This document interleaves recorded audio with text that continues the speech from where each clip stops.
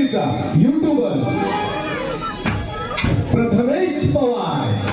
Prathamesh Pawar.